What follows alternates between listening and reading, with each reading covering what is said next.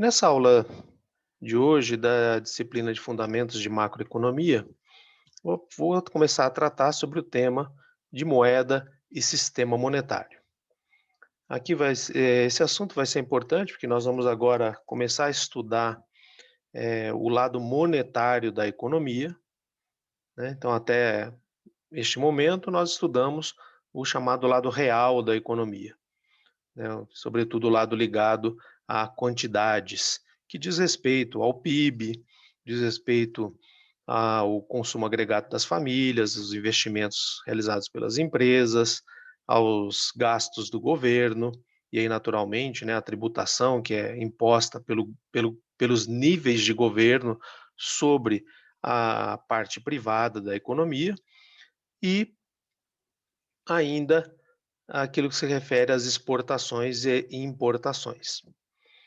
Então, até este ponto, nós focamos mais no chamado lado real da economia, que está ligado com o lado quantidades da economia, e agora nós vamos olhar para o chamado lado monetário da economia, que basicamente está ligado com os preços da economia ou com o índice geral de preços da economia, no caso aqui de uma abordagem macroeconômica.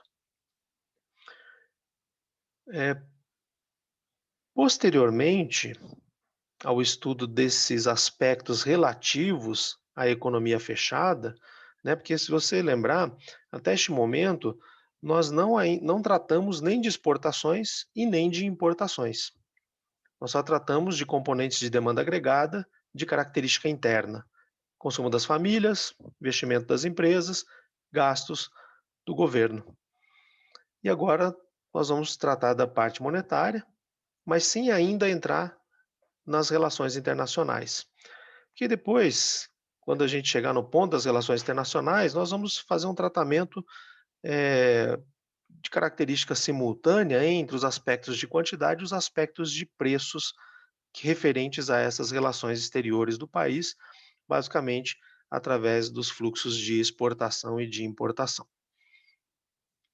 Então, agora nessa aula, a gente vai tratar sobre moeda, né, que é o nome que se usa mais tecnicamente para o que nós chamamos comumente de dinheiro, e o sistema monetário. E aí, nesse sentido, vai ser importante que a gente tenha uma compreensão, né, do que é moeda, eh, que características são importantes que uma moeda tenha, que funções ela deve desempenhar, e assim como nós entendermos como que se dá a oferta de moeda na economia, a demanda de moeda na economia e, naturalmente, como existe uma oferta de moeda, como existe uma demanda de moeda, bem, então se a gente lembrar, né, sempre que a gente fala, né, sobre demanda, oferta, já remete a ao conceito de mercado, né, ou seja, a ideia de visualizar os comportamentos de oferta e de demanda interagindo no sentido de determinação, né, de um equilíbrio de mercado ou das características de um equilíbrio de mercado. E se a gente se lembrar lá da microeconomia, quando a gente falava dos mercados, a gente basicamente estava preocupado com o nível de preço da mercadoria, né, o preço da mercadoria e a quantidade transacionada dessa mercadoria no mercado. Aí depois, quando nós trouxemos essa ideia de mercado da microeconomia para macro, nós trabalhamos com a ideia de equilíbrio macroeconômico, né? Uma oferta agregada, uma demanda agregada, e também buscando entender como é que essa estrutura de mercado macroeconômica se equilibraria em função de alguma ocorrência, no sentido de entender, né, quais são as pressões que são geradas sobre o índice geral de preços e sobre o PIB. E, naturalmente, quando a gente fala sobre moeda e falamos que tem uma oferta de moeda, tem uma demanda de moeda, naturalmente, isso significa que existe um mercado monetário. E se tem um mercado monetário, como qualquer mercado, nesse mercado existe uma determinação de preço e de quantidade. Então, vai ser importante que a gente também entenda, né, como é que funciona o mercado monetário, o que é o preço da moeda e a quantidade de moeda que vai estar disponibilizada para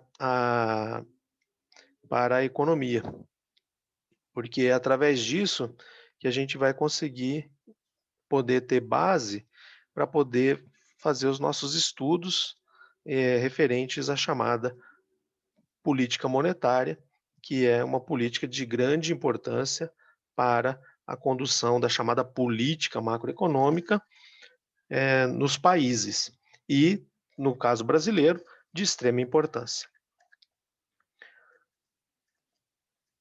Bem, mas para fazer isso, nós vamos começar a pensar um pouco sobre a moeda, né, comumente chamada de dinheiro.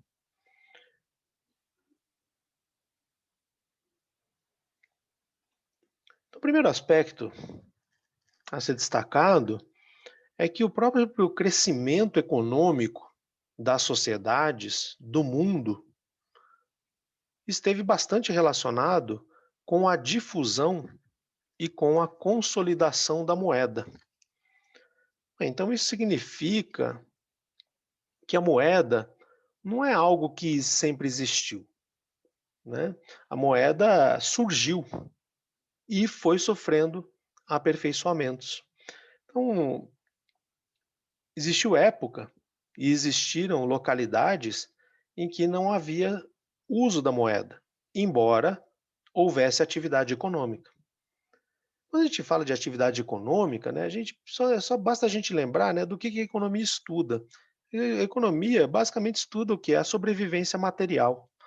Bom, então, né, questões de sobrevivência material existem desde que surgiu a vida na Terra, né? Porque a vida, basicamente, para sobreviver, precisa de condições materiais para que isso possa acontecer, né? Mesmo os homens primitivos, né?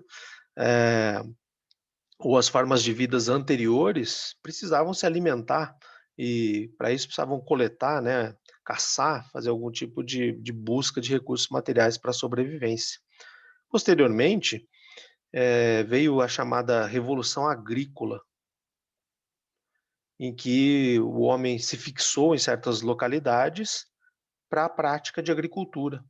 É o que a gente estuda lá nas disciplinas de história do ensino médio, quando houve a fixação, né, de algumas populações, sobretudo ali na região do Rio Nilo, no Egito, e da Mesopotâmia, que hoje é parte do Iraque e do Irã.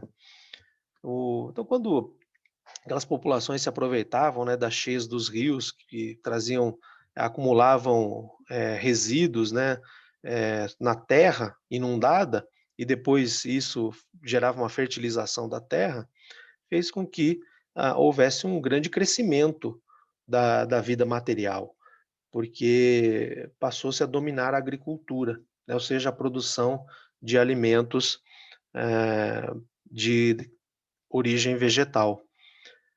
E aí isso acabou, né, permitindo também que esse entendimento permitiu que o homem passasse também a criar animais, desenvolver o que nós chamamos hoje de pecuária, né, de criação de animais para abate.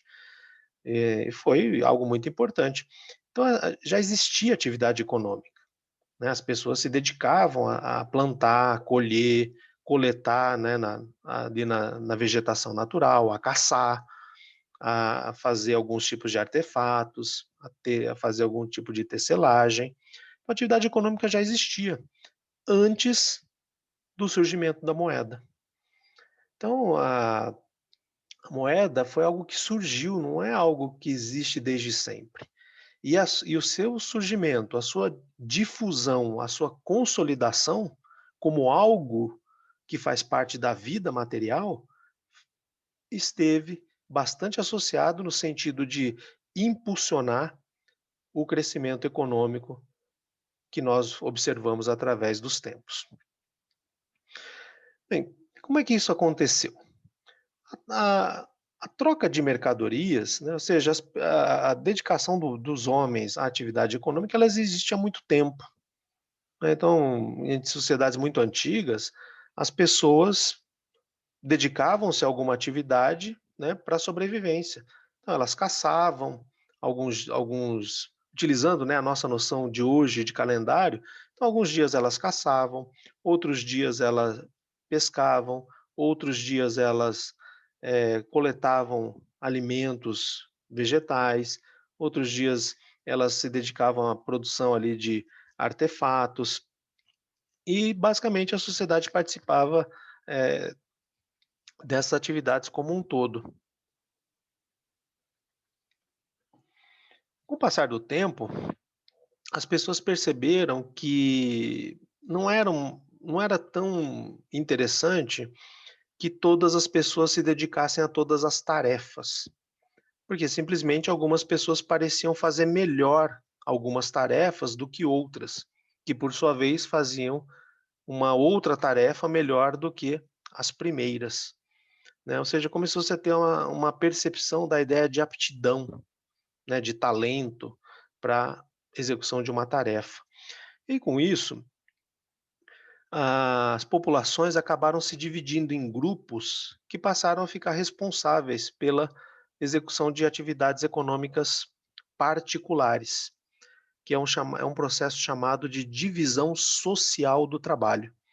Ou seja, enquanto antes toda a sociedade se dedicava à execução dos trabalhos necessários para a produção, obtenção de recursos, a partir de um certo momento, as sociedades começaram a dividir a população em grupos para a execução de tarefas específicas. E aí surgiram, né, os caçadores, os coletores, os pescadores, né, os agricultores, os tecelões, e assim isso e outras ocupações, ainda num sentido bastante rudimentar, né. Eh, e isso gerou foi muito importante para as sociedades, porque essa dedicação de grupos de pessoas a tarefas particulares, basicamente destinou as pessoas que tinham mais aptidão, né, para certas atividades que eram certos trabalhos que eram necessários. E com isso houve o quê? Um aumento da produção desses trabalhos executados, que é o que hoje nós chamamos, não só hoje, né, já faz algum tempo, mas o que modernamente nós chamamos de aumento de produtividade, né? Ou seja, as pessoas mais aptas foram colocadas nas tarefas que elas faziam melhor. Com isso, houve uma melhoria de desempenho, de execução, de obtenção de resultados, que é o que nós chamamos de ganhar produtividade. Bem, eh, só que aí, o que acontece, né, nessa especialização das pessoas em trabalhos específicos, elas, eh, eram capazes de produzir algo, né, então os caçadores tinham ali caça, os pescadores tinham peixes, os agricultores, os vegetais que cultivavam, os tecelões tinham tecido, os artesãos tinham artefatos, e assim vai. Só que, né, as pessoas, elas não o artesão não vai poder consumir o que ele produz, né, ele não vai poder consumir ali um artefato que ele produziu, como por exemplo uma faca, uma lança, uma tigela. O tecelão não vai poder consumir tecido, né, ele vai precisar também do quê? De, recursos vegetais, recursos animais, né, ele vai precisar de carne, leite, ele vai precisar de cereais, frutas. Então, o que aconteceu também? Nessa especialização das pessoas em trabalhos específicos, as pessoas ganharam produtividade. Porém, elas passaram a obter somente parte das, dos objetos, né, ou dos recursos que elas consumiam. Então, o caçador tinha caça, o pescador tinha peixe, o tecelão tinha tecido, o artesão tinha os artefatos que ele produzia, o agricultor tinha ali o que ele também plantava e colhia, o coletor tinha aquilo que ele conseguia obter ali da vegetação natural. Mas cada um deles precisava daquilo que os outros produziam, né. Então, em primeiro lugar, essa especialização das pessoas em tarefas específicas trouxe um aumento de produtividade das pessoas dedicadas a essa tarefa, mas também trouxe o quê? Uma especialização, eh, de produção. Então agora as pessoas não produziam ou não obtinham mais tudo aquilo que queriam consumir, elas só produziam ou obtinham parte do que queriam consumir e, por causa disso, elas passaram a ter que fazer trocas daquilo que produziam com o que era produzido por outras pessoas. E aí, naturalmente, surgiu uma maior interação entre as pessoas do ponto de vista de troca de recursos, mas também surgiu uma maior interdependência, né? Porque o agricultor dependia que os caçadores executassem sua tarefa e fossem bem-sucedidos, e os caçadores dependiam que os agricultores também executassem bem a sua tarefa e fossem bem-sucedidos. Ou seja, que houvesse produção basicamente das mercadorias. Os caçadores precisavam dos artesãos que produziam as armas, e os agricultores também precisavam dos artesãos que produziam as, os, os equipamentos, né, equipamento não, né, as ferramentas que eram utilizadas, né, formas rudimentares de machados, de enxadas, de pás, que eram usadas ali na agricultura. E aí o que acontece, né? As pessoas produziam mais, mas não produziam tudo o que precisavam, então elas precisavam trocar. Então, o que que as pessoas trocavam? Elas trocavam aquilo que excedia as suas próprias necessidades de consumo, né? Então elas trocavam seus excedentes de produção. E como as pessoas produziam mercadorias, né, quer dizer, produziam recursos, que nós podemos chamar agora de mercadorias, porque elas eram trocadas, eh, essas trocas, elas se davam de maneira direta, ou seja, trocava-se uma mercadoria por outra, que é o que se chama de escambo, é uma troca direta de mercadoria. Só que, então, por exemplo, né, vamos pensar num pescador e num agricultor. O pescador tem peixe e o agricultor tem cereais. O pescador, ele quer comer peixe, mas ele também quer comer cereais, mas ele não tem cereais. E o agricultor, ele quer consumir cereais, mas não somente cereais, ele também quer consumir peixe. Então, o que que eles poderiam fazer? O pescador e o agricultor, né, eles se encontravam e combinavam alguma forma de trocar peixes por cereais. Com isso, eles obtinham recursos, né, ou mercadorias que eles não produziam, mas que eles queriam consumir. E aí, naturalmente, a gente vê claramente, né, que se o pescador não fosse pescar e produzisse peixe, ele não ia ter peixe para ele mesmo consumir. E também ele não ia ter peixe para poder trocar com o agricultor. O agricultor, ele ia ficar sem ter sua vontade, né, seu desejo de consumir peixe não satisfeito, mas tudo bem, mas se ele produzisse, ele teria cereais para consumir. Ele só não ia ficar, digamos, tão feliz do ponto de vista de consumo, porque não ia consumir peixe, mas ele ia consumir o que ele plantou. Agora, se o pescador não foi pescar, ele não só não consome peixe, mas ele também não consome cereal do agricultor, porque o agricultor não entregaria, né, os cereais que foram produzidos, cultivados, sem nada, sem obter nada em troca. Então, as trocas aconteciam dessa forma, né? Você trocava uma mercadoria por outra, né? Um tipo de recurso por outro, de maneira direta. Só que, claro, né, isso trazia dificuldades, porque, primeiro, tinha que haver interesse mútuo das duas partes pelas mercadorias do outro, né? Então, aqui vendo o nosso pescador, nosso agricultor, o pescador teria que querer trocar seus peixes que excedem aquela quantidade de peixe que ele mesmo vai consumir, né? Então ele vai lá, pesca, uma parte ele já guarda para ele mesmo consumir, e aquilo que vai além do que ele quer consumir, que é o que a gente vai chamar de excedente de produção, ele vai levar para trocar, né? Porque ele não quer consumir, mas ele quer usar esse fruto do trabalho que ele executa para obter aquilo que ele não produz ou aquilo que ele não obtém diretamente da natureza. Então, primeiro, se ele leva o peixe para trocar com o agricultor tem que querer trocar, cereais por peixe e vice-versa, né. Então, só vai ter essa troca direta se as 2 partes tiverem interesse na mercadoria do outro. Então precisa ter esse interesse mútuo. Naturalmente, quando não tem o interesse mútuo, a troca não ocorre, né. Então o pescador, ele quer trocar peixes por cereais, mas o agricultor, ele não quer trocar cereais por peixe, ele quer trocar cereais por carne, mas de outros animais, não de peixes. E aí pronto, essa troca entre esses 2 não acontece. Porque um deles, pelo menos um deles, não tem interesse naquilo que o outro tem para trocar.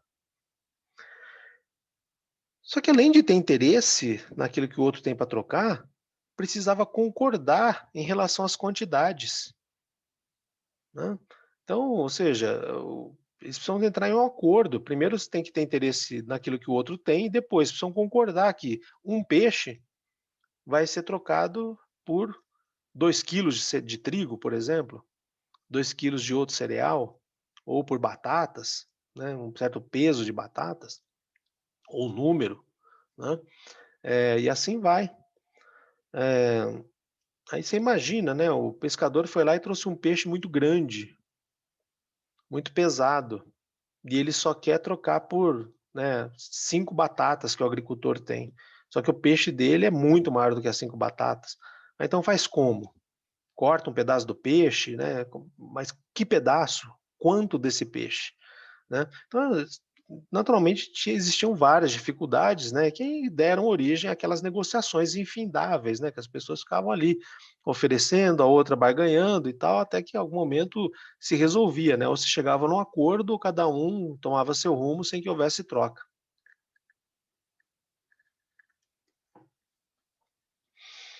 Que é justamente a questão da divisibilidade, ou seja, uma certa dificuldade de estabelecer, né, em que quantidades as mercadorias deveriam ser trocadas.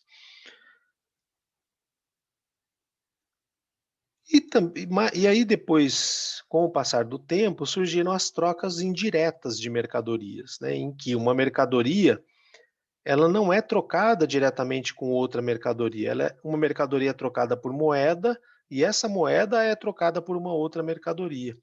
Então, essa chamada troca indireta, ela usa um intermediário de troca, né. É como se fosse um atravessador aqui, né, um intermediário, né. Assim como, por exemplo, se aqui no lugar da mercadoria da direita estivéssemos nós consumidores, aqui na mercadoria da esquerda estivessem os produtores, por exemplo, de agrícolas, entre nós tem ali quem? Toda a cadeia, né, de distribuição e de venda, né, os mercados, supermercados, por exemplo, né, que é um intermediário. Então a ideia é a mesma, só que aqui, né, uma mercadoria, em vez de ser trocada diretamente pela outra, primeiro ela é trocada por moeda, depois moeda é trocada pela outra mercadoria. E isso trouxe um aumento muito expressivo das transações econômicas. Por quê? Porque superou essa dificuldade do interesse mútuo, né. Então eu não preciso trocar a minha mercadoria, eh, ou seja, eu não preciso querer a mercadoria que o outro tem, e nem ele precisa querer a minha, né. Basta que eu faça o quê? Eu troque primeiro minha mercadoria por moeda e depois eu troque moeda pela outra mercadoria, né. Repara que se o dono dessa mercadoria aqui da esquerda, por exemplo, o pescador, ele tivesse interesse em cereais e o dono dessa mercadoria da direita aqui, o agricultor, ele tivesse interesse em peixes, eles poderiam fazer a troca direta de uma mercadoria pela outra, porque eles já tinham interesse mútuo. O problema estaria ligado aqui, ó, quanto que eles deveriam trocar, né, de peixes por cereais ou por batata, seja o que fosse a mercadoria agrícola, né. Eles não precisariam da moeda, por exemplo. Por quê? Porque eles já têm um interesse mútuo. Agora a moeda, ela veio resolver os casos dos desejos de troca em que não havia o interesse mútuo, né. Então eu sou pescador e eu não quero cereais e nem batatas, eu quero carne de boi, por exemplo, né, carne de carneiro, quero lã de carneiro, não quero nada do agricultor, quero de um criador, né, de animais. Bom, mas eu então troco meus peixes por moeda, depois eu pego moeda e troco lá pela carne ou pela lã, né. Por quê? Porque o criador de animais, ele pode não estar interessado em peixe, mas ele está interessado em moeda, né. Então, ou seja, surgiu algo nas sociedades que foi denominado de moeda, que nós chamamos de dinheiro, que, facilitou a ocorrência das trocas em que não tinha interesse mútuo, e também resolveu o problema da divisibilidade. Com isso, as trocas aumentaram expressivamente, né, porque eu não precisava mais encontrar quem quisesse o que eu tenho, e que concordasse nos termos de quantidades das trocas, né. Claro que a moeda precisava ser trocada ainda em quantidades, né, que fossem equivalentes, à mercadoria, mas acaba com essa questão, né, do desejo mútuo e, por ser mais divisível, eh, resolve possibilita a ocorrência de muitas transações que diretamente não aconteceriam. Então a moeda teve um papel e ainda tem um papel extremamente importante para o crescimento e a evolução econômica das sociedades.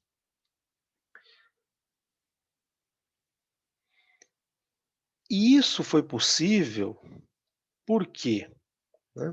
Porque quando, por exemplo, o pescador, dono aqui dessa mercadoria, peixe, ele troca seus peixes por moeda, ele só faz isso por quê? Porque ele sabe que moeda tem aceitação geral, ou seja, todos os outros vão aceitar, né? Existe uma confiança nessa aceitação, né?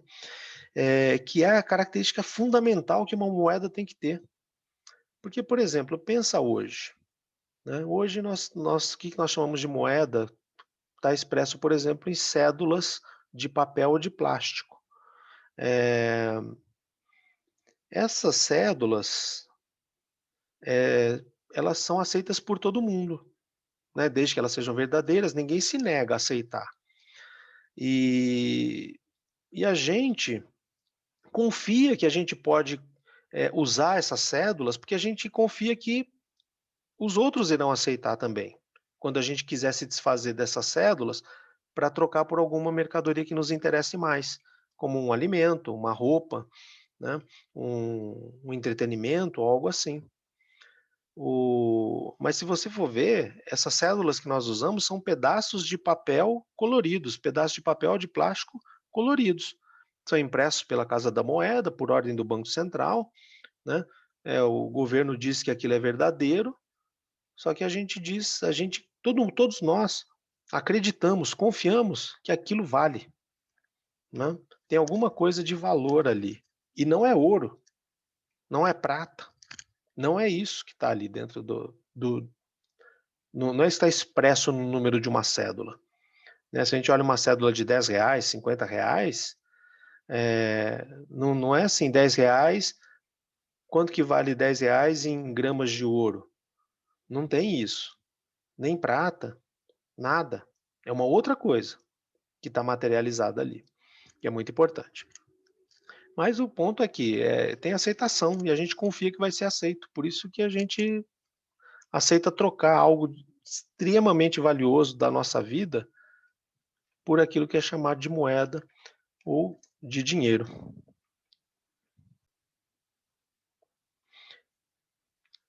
Então, qual foi um aspecto extremamente importante, né, e que, com o surgimento da moeda e consolidação, difusão, as pessoas puderam aumentar mais ainda a sua especialização no trabalho, né, principalmente com a chamada revolução industrial, né, ou, eh, a chamada divisão técnica do trabalho.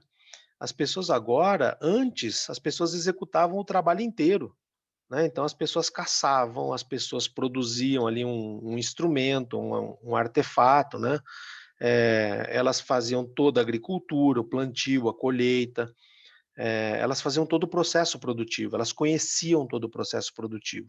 Só que aí a percepção de que a especialização em tarefas mais particulares aumentava a produtividade, fez com que as sociedades passassem da divisão social do trabalho para a divisão técnica do trabalho, que é o quê? É a especialização das pessoas em tarefas que fazem parte de um processo produtivo. Ou seja, hoje em dia, raramente alguém executa todo um processo produtivo. O que geralmente a maioria das pessoas faz é o que? Executa uma tarefa ou algumas tarefas que, juntamente com aquelas que são executadas pelas outras pessoas que fazem parte da estrutura, configuram um processo produtivo, né? Agora, veja, nós não dominamos mais os processos produtivos como um todo. Agora a gente domina o quê? Tarefas, parcelas específicas de um processo todo. Hoje nós não somos mais capazes de pegar os insumos, né, as matérias-primas, e converter completamente na mercadoria. A gente faz o quê? Faz uma parte da conversão apenas. A gente não faz mais o processo todo, a gente faz só um pedaço dele, que é a chamada divisão técnica do trabalho, uma maior especialização ainda do trabalho em tarefas, né, cada vez mais específicas e particulares, mas isso e claro, né, quando com maior especialização, o que acontece? A gente cada vez mais produz menos do que a gente consome. Especificamente, né, eu não sei no caso de vocês, mas no meu caso específico, eu não produzo nada do que eu consumo. Não há nada que eu comece a produção e termine, e o resultado desse processo eu consuma. Não tem nada. Tudo que eu como, tudo que eu uso para me vestir, todos os recursos que eu uso, né, eletricidade, por exemplo, eu não faço nada disso. Eh, e a maior parte de vocês deve ser igual, né. Então agora nós temos o quê? Uma super especialização do trabalho, naturalmente, temos uma grande dependência de que as outras pessoas façam o que elas têm que fazer, porque elas estão especializadas também, precisamos trocar mais ainda. Agora, por que que a gente aceita isso, né? Porque aí tem chamado também tem um fato de que, conforme a gente vai especializando cada vez mais, a gente domina cada vez menos os processos como um todo. Então, se a gente em algum momento tiver que executar algo do começo ao fim, simplesmente não faremos. Mas por que então? E claro, a gente chega ao extremo de não produzir nada do que consome. Então, mas por que que a gente aceita isso? Por que que a gente quer isso? A gente quer por quê? Porque com o aumento da nossa especialização, nós ficamos mais produtivos. E ficando mais produtivos, nós damos mais resultado. Dando mais resultado, a gente é mais bem remunerado. E tendo mais remuneração, o que que a gente faz? A gente consome mais. Por isso que funciona. E quando a gente consome mais, a gente vai em busca do quê? De se especializar cada vez mais ainda, porque a gente entende que maior especialização, né, vai nos trazer maior habilidade, maior destreza na execução da tarefa, vai aumentar nossa produtividade, vai aumentar nosso consumo. E aí pronto, o ciclo fecha e a gente se move nessa direção, né? Basta ver, por exemplo, essa questão da especialização, como atinge, né? Eu me especializei em economia. Parte de vocês vai se especializar em administração de empresas, outros vão se especializar em ciências contábeis. Entre as nossas áreas, tem algumas sobreposições, mas efetivamente existe muita coisa que cada um dessas outras áreas, administração e ciências contábeis, faz, que eu, como economista, não sou capaz de fazer. E vale para todo mundo. Tem coisas que vocês serão capazes de fazer em relação à economia e tem coisas que não. E aí nós dependemos cada vez mais uns dos outros, né? Não só de que esses trabalhos existam, essas especializações existam, mas que elas sejam executadas, né? Porque senão a gente não funciona, né? Então pensa, por exemplo, agora na época da pandemia, se o sistema de distribuição de mercadorias sofresse uma paralisação, né? Como é que a gente ia obter mercadoria? A gente ia ter que pegar nossos veículos e ir até os produtores, até os sítios, as fazendas, como é que ia ser, né? Eh,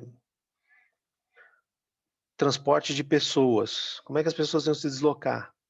Ah, cada um pega seu transporte particular. Ok, e quem não tem? Quem não tem faz o quê? Vai a pé. Não, assim, até dá, né, mas olha a produtividade desse negócio. A pessoa sai andando de casa, chega no onde trabalha 2 horas depois. E chega como? Morta de cansaço. Vai produzir quanto? Nada, né, não vai funcionar. Então, isso aqui, a gente vai em busca efetivamente, né, dessa grande especialização, por quê? Porque a gente sabe que lá no final das contas, né, com mais clareza ou não, né, a gente pensa que vai ser mais bem remunerado e no fim das contas a gente vai consumir mais, né, vai ter uma chamada vida melhor, né, pelo menos do ponto de vista material. Lembrando a vocês que aqui não tem nenhuma conotação com felicidade ou qualquer coisa desse tipo, né, a gente só está falando de vida material. Mas é isso, né, então a sociedade se moveu nessa direção, porque do ponto de vista material de consumo é o que foi resolvendo, e nessa evolução, papel extremamente importante daquilo que é chamado de moeda e de dinheiro, né. Claro que a forma vai mudando, mas a função é extremamente importante para a configuração de vida que nós temos. E nesse sentido, vamos só dar uma olhada como é que foi um pouco essa evolução da moeda, né, do dinheiro. Então, o primeiro tipo de moeda que surgiu é a chamada moeda mercadoria. É uma moeda que é uma mercadoria, ou seja, é uma mercadoria que funciona como uma moeda, né. Que mercadorias foram essas que executaram aquela função de ser moeda, né, ou seja, de intermediar trocas que não aconteceriam de maneira direta, né, no sentido de facilitar a ocorrência das trocas. Primeiras mercadorias que desempenharam esse papel, né, de ser de aceitação geral, eh, e que acabaram funcionando como as primeiras formas daquilo que entendemos que era moeda, eram o sal, animais vivos, couro, metais e alguns objetos de grande uso, né. Ou seja, recursos que eram de grande utilização. E claro, como todo mundo usava, todo mundo aceitava. Então, eu que era, por exemplo, um pescador, eu tinha lá meus peixes, eu queria trocar. Eu queria trocar por eu queria trocar por uma ovelha, né. Só que aí eu não encontrava lá com quem criava ovelha. Eu encontrei com uma outra pessoa que estava interessada em adquirir peixes, só que ela não tinha a ovelha que eu queria, mas ela tinha sal. E aí eu trocava meus peixes por uma quantidade de sal, e eu fazia isso por quê? Porque como eu sabia que todo mundo consumia sal, então eu pegava esse sal e tentava trocar ali, depois achar então o dono ali da ovelha, que não estava interessado em trocar a ovelha por peixes, mas estava interessado em trocar a ovelha por sal, né. Então veja que aqui ainda existe aquela questão do interesse mútuo, só que esse interesse mútuo ele é facilitado, por quê? Porque são mercadorias que todo mundo quer, todo mundo aceita, né. Então, por exemplo, o sal foi um deles, animais, né, todos esses aqui. Que eram mercadorias que tinham ali o seu valor muito associado à utilidade que elas tinham ou à raridade que elas apresentavam, né. Então, por exemplo, o sal. O sal teve um grande impulso com o Império Romano, que, foi justamente em função do pagamento ser feito com sal, é que surgiu o termo chamado de salário. O nome salário vem de sal, do pagamento através do sal. Então era o assalariado, a pessoa que recebia sal como pagamento. O Muito útil, né, todo mundo usa, nós seres humanos precisamos consumir sal, é um valor, uma utilidade muito grande, então muito valorizado, muito aceito. Só que também o valor está relacionado também à raridade, né, ou seja, algumas mercadorias, elas acabavam sendo aceitas, porque por serem raras, pareciam valer muito, né, como por exemplo o ouro. Se você for ver o ouro, é relativamente raro, né, claro que hoje em dia não, mas séculos atrás, né, ele era muito mais raro, milênios atrás era mais raro ainda. E a grande utilidade estava no quê?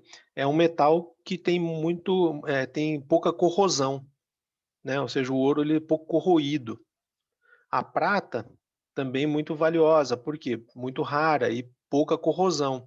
Claro que a prata sofre mais corrosão do que o ouro, eh, e, mas mesmo assim, muito menos corrosão do que ferro, por exemplo, do que bronze, do que outros metais existentes. Então dura mais. Eh, o alumínio já foi um metal mais valioso que o ouro, do que a prata, né. É que depois, com o passar do tempo, descobriu-se a bauxita, e aí com isso, a produção de alumínio aumentou muito, e aí a raridade do alumínio, ela diminuiu, deixou de ser tão raro, então passa a valer menos, né, por quê? Quando a gente pensa sobre a raridade, o valor da mercadoria está muito associado à sua escassez, né, ou seja, aquilo que tem pouco, que é muito exclusivo, vale muito, né, então, conforme os metais, né, foram sendo descobertos, a obtenção foi melhorando, né, com técnicas, aí eles ficaram valendo menos, embora ainda valham muito, né.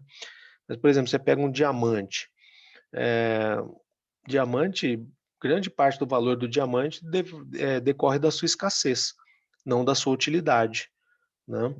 Eh, então por que será que um anel com diamante, uma joia com diamante vale muito? Ah, porque ela é bonita. Ela tem uma beleza, naturalmente tem, uma lapidação, etcétera. Agora por que será que para a pessoa que paga por aquela joia, por que que essa pessoa se dispõe a pagar tanto, né? Porque tem pouco. É bonito, mas além disso, as pessoas sabem que pouco se tem daquilo, né, ou seja, a exclusividade tem valor, né. Aí as pessoas podem chamar também de status, ostentação, né, seja o que for, mas a exclusividade tem valor, né, nós valorizamos o que tem pouco, né, porque a gente gosta de ser diferente, gosta de ser único, e aquilo que tem pouco, se nós formos um dos poucos que tem aquilo que tem pouco, né, por algum motivo a gente se sente mais, e aí quando a gente se sente mais a gente paga, seja pelo que for. E aí diamante é um caso desses, né. Diamante é muito importante para fazer cortes, né, por exemplo, você já deve ter visto, pelo menos ouvido falar que vidro se corta com diamante, né, o diamante é um componente muito duro, muito rígido, ele corta vidro, corta metais, para fazer certas cirurgias, você não usa lâmina metálica, você usa lâmina de diamante, né, porque o corte precisa ser muito preciso, né, e muito fino, então, ele tem algumas utilidades de fato, né, mas aquilo que está nas joias, está muito ligado à escassez, né. Então, algumas mercadorias valiam por quê? Porque elas eram escassas, e aí as pessoas queriam ter, porque sabia que se tivessem, aquilo manteria valor, se precisassem usar, usariam depois, né, como por exemplo peças de ouro, de prata, metais chamados de preciosos. E, como eu disse a vocês, né, séculos, milênios atrás, inclusive o próprio alumínio, que hoje em dia é muito mais barato do que o ouro e a prata, justamente por conta de um aumento muito grande da disponibilidade de alumínio no mundo, por descoberta, né, da bauxita, que é um minério que permitiu produzir alumínio em quantidades muito grandes, e aí, claro, ficou menos escasso, ficou menos raro, ficou mais barato. Mas aí surgiram questões sobre durabilidade, né, dessas moedas, mercadorias, né, como por exemplo o sal. O sal dura, né, mas por exemplo, se ele molhar, literalmente, né, a riqueza da pessoa em formato de sal vai pelo ralo, né, então, né, começou a ser comprometido. Os próprios metais, nem todos tinham tanta durabilidade, sofriam corrosão. Surgiram questões ligadas à divisibilidade, né, então, por exemplo, as pessoas aceitavam animais vivos como moeda, né, porque sabia que alguém acabaria comprando, né. Então eu poderia vender meus peixes em troca de uma ovelha, porque depois alguém, iria estar interessado numa ovelha também. Eu trocava minha ovelha lá por outras coisas que eu queria. Mas beleza, um animal vivo ele só vale inteiro, né. Agora, como é que você vai falar? Pessoal, eu só quero meia ovelha. Bom, então precisa matar a ovelha, né? Aí você fala: "Pô, mas eu não quero matar a ovelha, eu quero deixar ela viva, né, a gente desenvolveu uma amizade, né, uma relação, e tal. Ah, não, não vou matar a ovelha. Bom, então você não vai matar a ovelha para me dar metade, eu também não vou ceder o que eu tenho, né". Os próprios metais, né, como é que você divide ali os metais?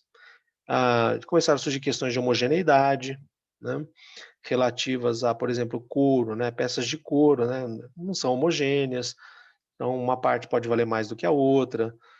Mesmo os próprios metais preciosos, né, você pode ter grau de pureza maior ou menor.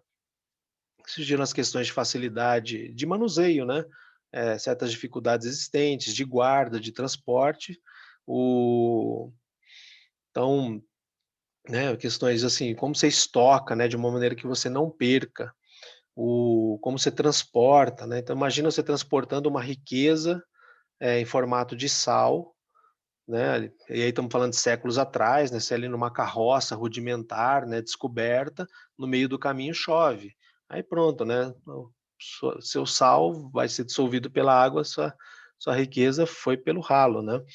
Então com isso tudo, fez com que muitas dessas moedas mercadorias, elas deixassem de ser usada em favorecimento das moedas metálicas. Sobretudo, né, no início ferro, cobre e bronze, mas depois também devido à menor durabilidade, homogeneidade, descoberta de novas jazidas, né, desses metais aqui que são mais fáceis e mais abundantes, fez com que o valor deles diminuísse. E também a facilidade, né, eh, adulterar, por exemplo, né, a composição do bronze, eh fez com que houvesse uma predominância das moedas metálicas de ouro, de prata e de platina, que eram metais muito mais difíceis de serem, eh, forjados, né, falsificados, misturados com outras coisas, né, para poder parecer que tinha uma quantidade de ouro, mas na verdade tinha menos, né. Então, eh, foi aí que se consolidou o uso dos chamados metais preciosos. E depois, né, com as questões, relativas ao aumento do comércio, então as pessoas, né, elas se deslocavam para fazer as compras. Aí eu já estou falando mais ou menos ali século X, século XII, né, em que tinham as chamadas grandes feiras, né, de trocas, os grandes comércios, tal, e quem fosse comprar precisava levar, né, as moedas metálicas. E aí no caminho podiam ser assaltadas.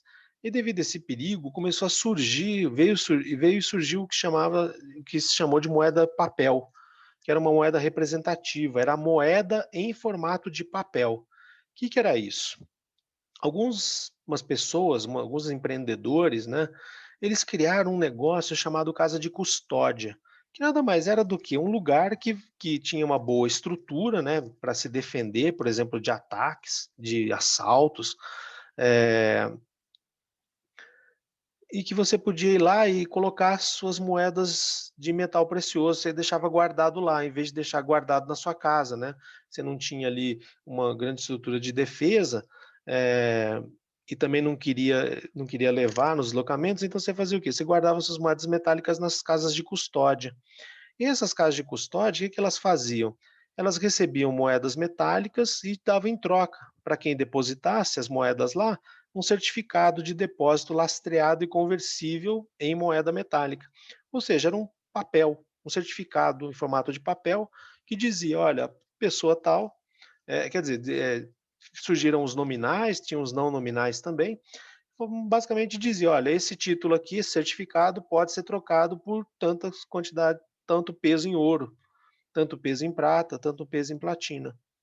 E o interessante é que, né, com o passar do tempo, né, claro que no começo as casas de custódia só trocavam os certificados que elas emitiam, né, então eu poderia, por exemplo, sair dali da localidade, ir para um outro lugar, fazer minhas compras e em vez de usar moeda metálica, usava o certificado de depósito e pronto, realizava minhas compras, voltava trazendo as mercadorias. Essa pessoa que recebeu o certificado, ela poderia vir à minha localidade e trocar. aquele certificado por moeda metálica. Mas é claro que com o passar do tempo, e até para evitar, né, esse deslocamento das moedas metálicas por conta de assaltos, as outras casas de custódia começaram a aceitar trocar suas moedas metálicas por certificados emitidos por outras casas de custódia. E aí, claro, né, baixou o volume de deslocamento de moeda metálica, aumentou a emissão dos certificados, que eram lastreados, né, ou seja, cada certificado tinha um equivalente, um lastro em moeda de metal precioso. E era conversível, ou seja, eu podia trocar o certificado pelas moedas de metal precioso. Com o passar do tempo, opa, espera aí. Com o passar do tempo, o que as casas de custódia perceberam? Nem todas as moedas metálicas que ficavam guardadas eram sacadas. Aí eles tiveram uma brilhante ideia. Eles fizeram o quê? Ah, antes era a moeda papel, era a moeda em formato de papel. Eles criaram o quê? O papel moeda, ou seja, o papel que era moeda, ou seja, eles emitiram certificados que não tinha lastro. Eles falaram: olha, ninguém vem buscar mesmo essas moedas, vamos fazer o seguinte, vamos fingir que essas moedas são nossas, a gente emite um certificado, né, que a pessoa pode usar para fazer ali, ela vem aqui, pega um empréstimo, né, ela leva o certificado, faz lá as compras dela, faz o que ela tem que fazer, depois ela paga de volta. Só que ela paga de volta o quê? O quanto ela levou e mais um tanto, né, juros, como compensação. E aí eles começaram a emitir papéis que funcionavam como moeda, baseada na confiança, na fidúcia. Era chamada moeda fiduciária.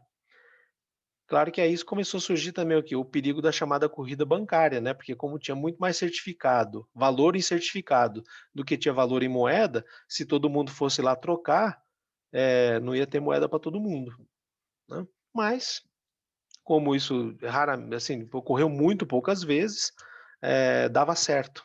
Deu certo e as outras casas foram vendo e foram copiando, né? E repara que com isso passou a ter muito mais moeda em circulação, né, você tinha muito mais moeda em valor de certificado do que de fato em moeda metálica. E aí, claro, aumentou muito a troca, aumentou a atividade econômica, né. Só que aí, o que aconteceu também, né, como aquilo tudo que gera muito retorno, né, começaram a surgir os falsários. Então os particulares, né, como a emissão era particular de casas de custódia, começou a ter o quê? Falsificação de certificados.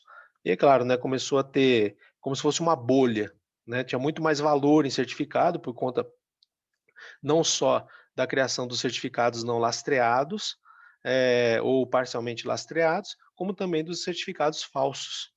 E aí, claro, isso prejudicou a credibilidade, né, as pessoas pararam de aceitar, porque não tinham muito como comprovar, né, sempre a veracidade do certificado, né, então podiam sofrer uma fraude, então esse sistema acabou entrando em decadência e o Estado então assumiu o monopólio da emissão da moeda com lastro em ouro, que é o que se chama de padrão ouro, né? Então as moedas passaram a ser emitidas somente pelos estados e eram completamente lastreadas em ouro.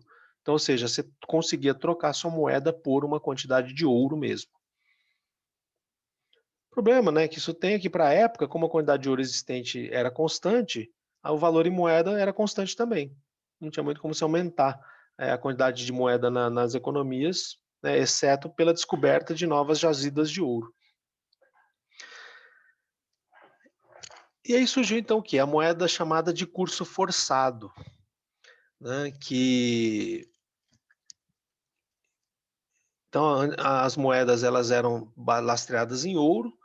Só que aí que a concorrência, né, dali da Primeira Guerra Mundial, algumas outras guerras e sobretudo da Segunda Guerra Mundial, as tensões, né, decorrentes da Guerra Fria, né, então todo esse ambiente ali desde a Primeira Guerra até basicamente ali a década quase meio dos anos 80, né, anos 90, que foi um período que teve muito conflito internacional de fato, né, ou pelo menos uma tensão internacional muito grande por conta da Guerra Fria. Naturalmente, né, as épocas de guerra, como que um país vai fazer pagamento para outro, né? Então, o sistema internacional de pagamentos ficou muito prejudicado. Você não tem confiança, você não sabe se vai poder fazer pagamentos, então todo aquele sistema do padrão ouro ele entrou em declínio. E aí passou a existir a chamada moeda de curso forçado, que é a moeda que o Estado é que vai então garantir o uso da moeda, né, não a existência de ouro. Então, como entrou em vigor uma moeda que não tinha mais lastro em ouro e também não podia ser trocada por ouro, tá? Era uma moeda que simplesmente não tinha uma relação de troca com o ouro. Era de monopólio de emissão do Estado, né? Então, ou seja, quem garantia a veracidade? O Estado, né? E além disso, garantia que não podia haver recusa desde que a moeda na recepção, desde que a moeda fosse verdadeira.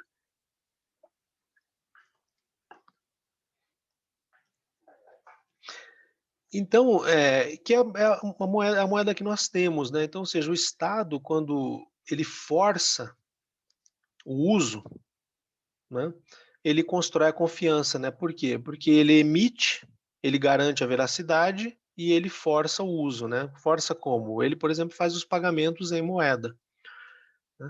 E aí, como tem o Estado garantindo, cria-se a confiança, todo mundo usa, que são esses pedaços de papéis de plástico que nós usamos.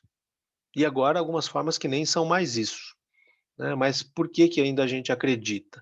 A gente acredita por quê? Porque tem uma das grandes estruturas da sociedade dizendo: "Isso aqui vale", né, que é o Estado, que, como eu falei para vocês, as sociedades, de até hoje, só tiveram 2 grandes estruturas, uma de natureza política, que é o Estado, a outra de natureza econômica, né, que é o mercado. E aí associado a mercado algumas formas de produção, né, que é capitalismo, comunismo, socialismo. Mas não tem outras grandes estruturas sociais, né. Só que essa aqui, ó, que é a política, ela que garante. Ela que faz a gente acreditar que esses pedaços de papel e de plástico realmente vale. E uma coisa que é importante nesse uso forçado do Estado diz respeito a pagamento de dívidas, né? Porque é proibido que alguém queira saldar uma dívida com dinheiro verdadeiro e quem é o dono da dívida se recuse à extinção da dívida, né? Então, se eu vou lá e quero pagar uma dívida que eu tenho, seja qual for o motivo, e eu estou levando o valor certo da dívida com moeda verdadeira, né, o meu credor, ele não pode se negar a receber o meu pagamento, né? Isso é muito importante, porque senão isso poderia levar a abuso, né, de umas pessoas sobre as outras, inclusive com a possibilidade de escravidão. E é isso que gera toda a nossa confiança. Aí, com essa evolução, sobretudo o sistema bancário, surgiu a moeda escritural, né, que como alguém tinha dito anteriormente, que agora é só um registro. É verdade, é só um registro. Às vezes a gente está trocando registro eletrônico. Não estamos nem trocando nada material, né, uma moeda metálica ou uma cédula de papel ou de plástico. Agora a gente troca só o quê? Registro escritural, né? Que são feitos ali, né, pelo sistema bancário. E agora com a digitalização, essa escrituração ela é completamente digital, né? TEDs, DOCs, PIX, tudo isso.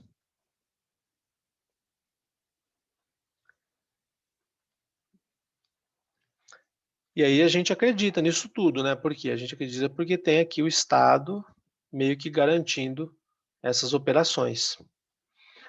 Agora, existem outras formas de moeda também, como por exemplo as chamadas moedas locais ou sociais, que aqui no Brasil começou com uma moeda chamada palmas, né? Talvez vocês nunca tenham escutado falar de palmas, mas palmas foi uma moeda que surgiu, foi criada em 1998 pelo banco chamado Banco Comunitário de Desenvolvimento, ou Banco Palmas, que era o quê? Foi um banco que Banco Social que surgiu numa área habitacional lá de Fortaleza, né, que hoje em dia tem mais ou menos 30.000 habitantes, que chama Conjunto Palmeiras. Então o que aconteceu? Eles criaram uma moeda de circulação local, né? Qual era o intuito?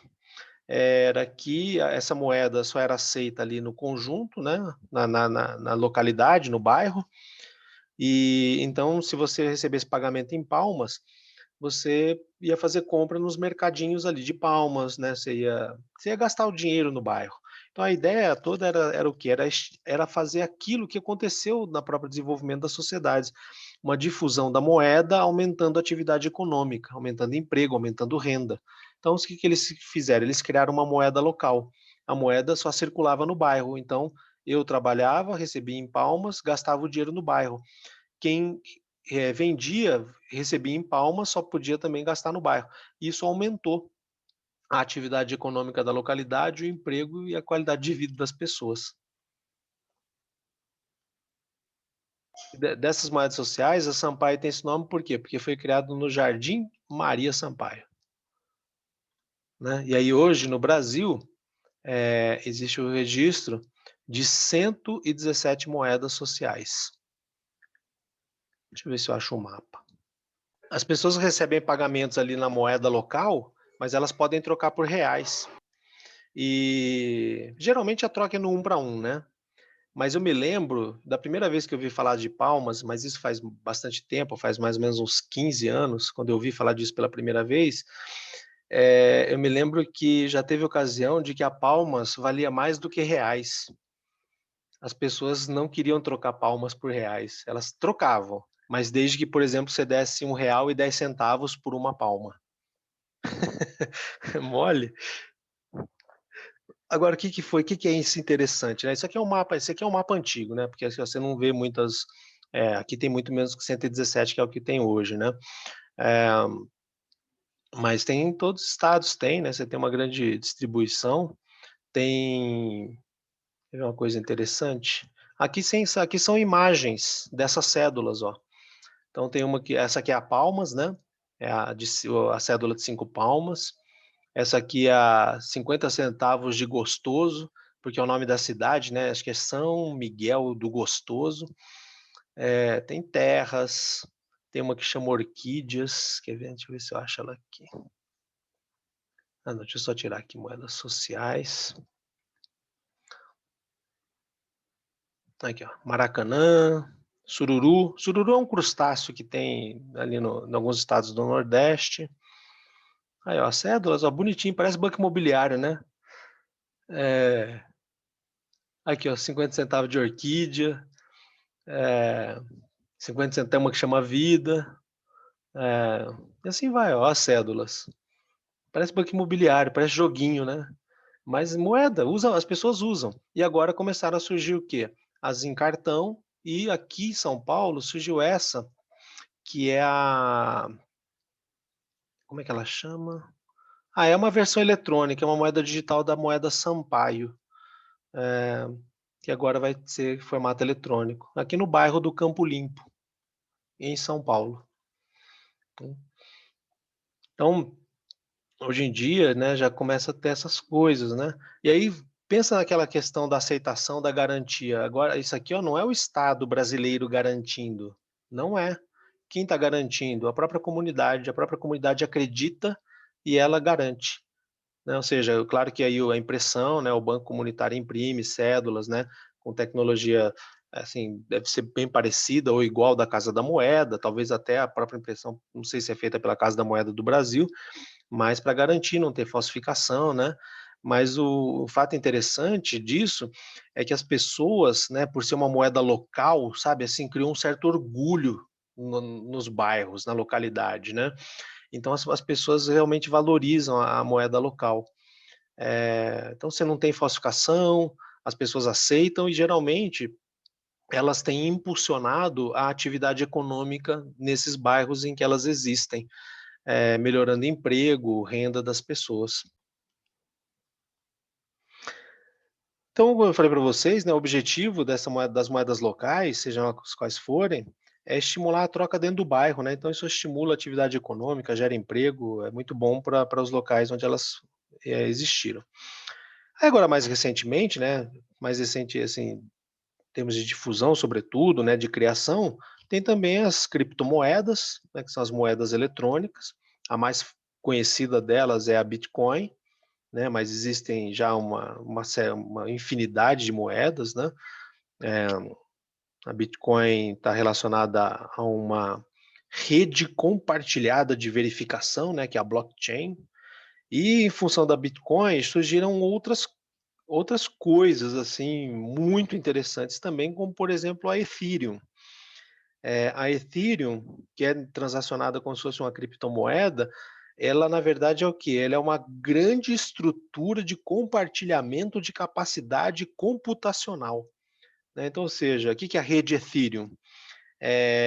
Eu vou executar um software com o meu computador, mas meu computador não suporta, a memória não é suficiente. Então, o que eu poderia fazer? Eu poderia comprar um computador que suporta o software, mas, ou não faço. Só que se esse software eu uso poucas vezes, às vezes não pode ser que não vale a pena eu comprar um computador.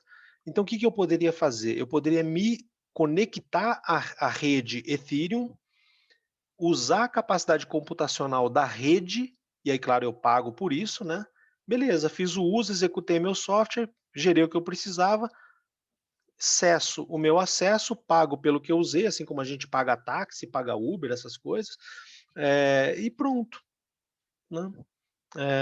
Só que é transacionado como se fosse uma moeda. Então surgiram as criptomoedas, então tem as criptomoedas, tem os criptoativos e agora tem os tokens, né?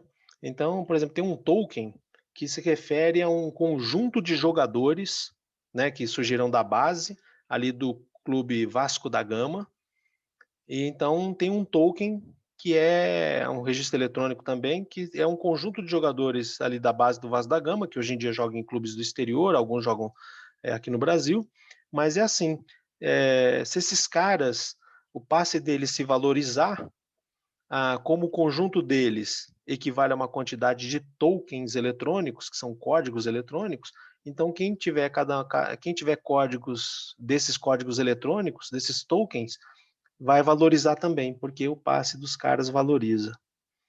Então é assim, hoje em dia esse negócio de coisa eletrônica, ó, só não vi ainda vender ar, tá? O resto, assim, já estou vendo muita coisa. É impressionante como isso anda. Eh, e são o quê? São códigos, são criptografias, né? É como se a gente fizesse uma sequência de letras e números que, se tiver um dicionário para converter, um tradutor, vira uma outra frase. É algo parecido com isso, né? Mas no fundo, não tem ouro, não tem prata, não tem nada, até só o quê? Uma sequência de letras e números que supostamente ninguém quebra, que ninguém decodifica. E aí vale. É isso. É isso que está se transacionando. Agora, não é sujeito à autoridade monetária, né? Ou seja, Banco Central, FMI, nenhuma autoridade monetária tem poder de regulação sobre isso. CVM, o que você quiser, nada, né? Tudo aquilo que regula moeda, né? Comissão de Valores Mobiliários, Banco Central do Brasil, eh, o nível internacional, né? O Fundo Monetário Internacional, criptomoeda não tem regulação nenhuma, tá? Então, ou seja, não tem Estado. Não é o Estado que garante, né? Só que aqui nas moedas locais também, o Estado não garante nada, quem garante é o banco emissor, e as pessoas acreditam, a confiança é construída ali. Criptomoeda, criptoativo, tokens, toda essa parafernália. Autoridade monetária? Nenhuma. Então, por isso, é assim, vocês receberem alguma proposta, né, vem um cara lá falando: "Olha, você manda seu dinheiro para cá que eu aplico em criptomoeda, você vai ganhar 1% ao dia, 20% ao mês, e além disso, vou te levar para dar uma volta de Porsche e de lancha".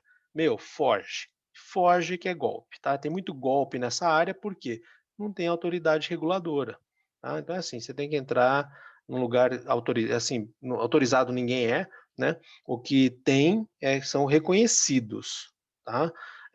Mas tem empresas sérias também que fazem isso, não só no Brasil, como no exterior, né? Mas, ou seja, procure se informar bem para justamente não cair em pirâmide, tá? Porque pirâmide depois some com o seu dinheiro, você não vê nunca mais, tá? Porque não tem autoridade que regula. E aí até por causa e aí a confiança é o quê? É baseada nos usuários, basicamente, né? Você tem que confiar que aquilo funciona, né? Código criptográfico. Não é ouro, não é prata, não é boi, não é nada. Código criptográfico. É como se fosse um texto, né? Imagina assim, é como se fosse um texto. Aí alguém vai lá e deleta, né? Nossa senhora, é que nem chover no sal, né? Seu dinheiro vai pelo ralo. Então, sim, não entra em nada, nunca coloque seu dinheiro em algo que você não conheça, né? E essas questões, cripto, menos ainda, tá? Porque aqui não tem autoridade, não tem Estado, o Estado não alcança essas coisas. Para não sofrer isso, né, golpe. Agora tem uma questão importante, por exemplo, justamente por não ter autoridade, a Palestina poderia criar uma moeda, né? Uma das coisas que o Estado palestino alega, né, que prejudica muito a sua estrutura econômica é o fato de não ter uma moeda. Porque quando fizeram o acordo de paz com Israel, uma coisa que ficou tratada é que a Palestina, embora possa ter ali uma autoridade monetária que faça um papel de banco central da Palestina, eles não podem ter moeda, tá? Eles têm que usar a moeda israelense, que é o shekel. E aí, claro, né, os efeitos monetários nos territórios palestinos ficam sujeitos à política monetária de Israel.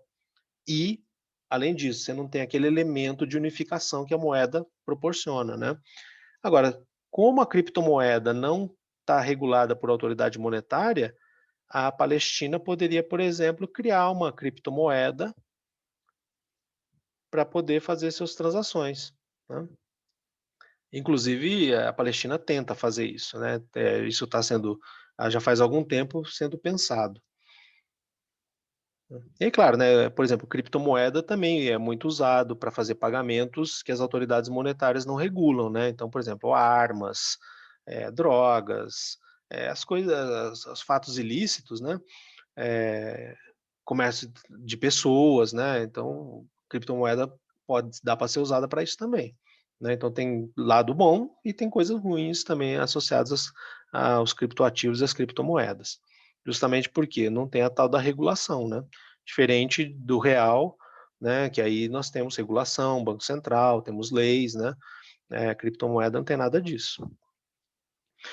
E muito importante, né, que quando você vai fazer qualquer coisa com criptomoeda, esteja ligado à rede blockchain, tá? Porque é isso aqui que vai dar garantia. Porque esses aqui que são os mineradores, né? São supercomputadores que você baixa lá quando você entra para a rede de mineração, né? Então você faz um contrato, tal, tudo isso, e aí você baixa todos os registros de criptomoedas transacionados existentes, né? Então, por exemplo, lá, né, nos mineradores tem os meus registros, tem de todo mundo que já comprou criptomoeda. Porque, por exemplo, imagina que eu vou fazer um pagamento, eu vou mandar, por exemplo, 0,01 de Bitcoin para uma pessoa para fazer um pagamento. Eu preciso ter isso, né? E quem garante que eu tenho esse dinheiro para pagar a outra pessoa? Os tais dos mineradores que compõem a rede chamada blockchain. Então, na hora que eu aperto um botão aqui no aplicativo, ó, pagar tal pessoa 0,01 Bitcoin, pá, dou o sinal. Esse sinal é mandado para os mineradores que estão espalhados pelo mundo inteiro. E aí eles começam a fazer a verificação. Tá? É como se fizessem assim, se olhasse num cadernão de registro para ver lá, né, se o Alexandro tem 0,01 Bitcoin para dar como pagamento. E aí, conforme os computadores vão encontrando que sim, aí eles já vão mandando o sinal, ó, ele tem. Aí o outro fala, ele tem, ele tem, ele tem, ele tem. Quando 51% dos mineradores existentes no mundo disserem que eu tenho, a transação é feita, né? O mais fascinante disso é que às vezes uma transferência de moeda eletrônica leva coisa de 10 segundos. Em 10 segundos eu aperto o botão aqui do meu aplicativo, sai um sinal pelo ar da internet, 51% dos mineradores do planeta, espalhados pelo planeta, em 10 segundos eles retornam dizendo que eu tenho aquilo, e aí a pessoa recebe, né. Fantástico isso, fantástico, né. O Pix, como é restrito ao território nacional, né, uma territorialidade muito menor, por isso que você aperta o botão assim, não dá tempo nem de piscar, né, já vem a mensagem lá, pá, seu Pix foi enviado, né. É uma velocidade imensa, né, só que aí Pix é regulado, né, diferente de criptomoeda. Pix é só uma forma de transacionar a moeda existente. Então só para terminar aqui, importante, né, que é a característica fundamental da moeda que a gente percebe justamente pela evolução da moeda, por aquilo que foi dando certo, que foi ficando, né. O que que é moeda? Qualquer coisa que tenha aceitação geral e que por isso gere confiança geral e essas 2 características, se reforcem, né. Então é algo que todo mundo aceita e por isso eu confio e por confiar eu acabo aceitando, né. Criptomoeda vai dar certo? As formas de criptomoeda vão dar certo? Eu não sei dizer para vocês, né. Tudo vai depender disso aqui, ó, né, de qual potencial de confiança que se possa gerar e de aceitação generalizada que se possa ter nisso. Quando a gente faz uma transação, né, então a gente fala muito de fazer compra ou de fazer venda, na verdade não tem separação, é compra-venda, né. É uma troca de mercadoria por moeda, né. Você fala: "Ah, quem vende é quem cede a mercadoria". Não, porque você pode estar falando o seguinte: "Eu estou comprando moeda, vendendo, eh" é isso, perdão. Quem vende a mercadoria está comprando moeda, e quem compra a mercadoria está vendendo moeda, tá. Então, é tudo uma coisa só. Já houve a moeda se baseou em valor de uso, hoje né, nas suas utilidades, nas suas funções, hoje em dia somente na confiança. E aí efetivamente, né, o que que é importante, necessário que uma moeda tenha, para poder se caracterizar como tal? Ela precisa ser alguma coisa que facilite as trocas, né, então por ter aceitação geral, vai aumentar a quantidade de trocas, e aí vai aumentar a produção, a atividade econômica, os empregos e a renda. Então, ou seja, precisa ser um meio de troca, um facilitador de troca. Precisa ser uma unidade de conta, né, ou seja, permita a gente estabelecer preços, inclusive com centavos, né, e milhares. E possa se constituir numa forma de fazer pagamentos, né, um meio de pagamento diferido. E reserve valor, né, ou seja, guarde o valor o valor através do tempo, tá. Aí a pergunta que eu deixo para vocês pensarem é o seguinte, né, valor do quê? Que valor é esse que a moeda preserva, que ela reserva, ela guarda, né? Valor do quê? O que é isso que vale tanto que a moeda, para algo se constituir como moeda, precisa manter esse valor?